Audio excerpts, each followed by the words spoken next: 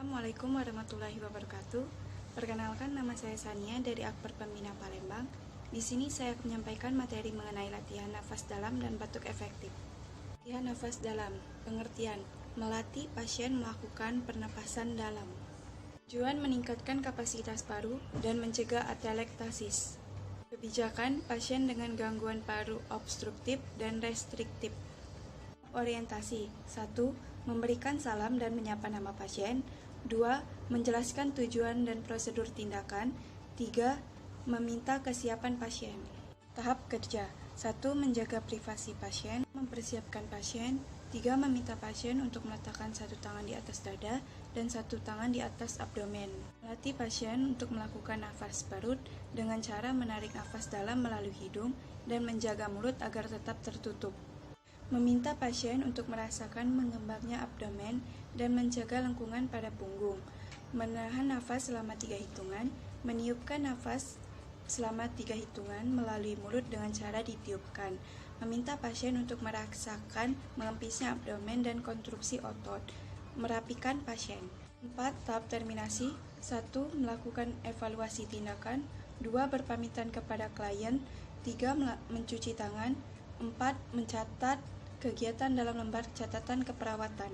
Batuk efektif adalah suatu metode batuk dengan benar, di mana klien tidak mudah lelah pada saat mengeluarkan sekret secara maksimal. 1. Membebaskan jalan nafas dari akumulasi sekret. 2. Untuk pemeriksaan laboratorium. 3. Untuk mengurangi sesak nafas akibat sekret.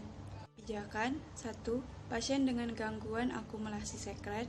2. Untuk pemeriksaan laboratorium. Prosedur peralatan 1. Kertas tisu.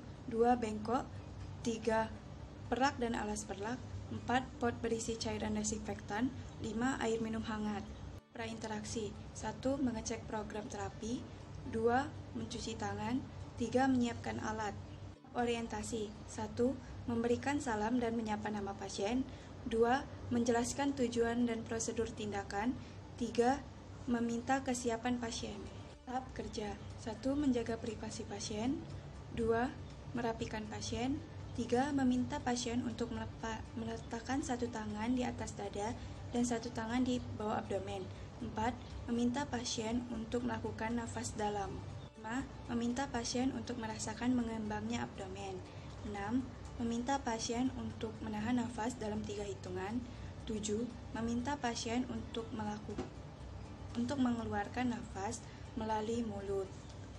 8. Meminta pasien untuk merasakan mengempisnya abdomen dan konstruksi otot. 9. Memasang perlak dan alas perlak diletakkan di pangkuan pasien bila pasien duduk dan diletakkan di samping mulut pasien bila pasien terbaring miring. 10.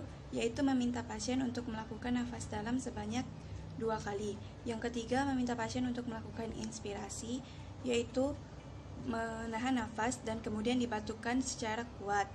11. Meminta pasien untuk mengeluarkan sputum di dalam pot. 12. Merapikan pasien. Terminasi 1. Melakukan evaluasi tindakan. 2. Berpamitan kepada pasien. 3. Mencuci tangan. 4. Mencatat kegiatan dalam lembar catatan keperawatan. Sekian presentasi saya ucapkan terima kasih. Wassalamualaikum warahmatullahi wabarakatuh.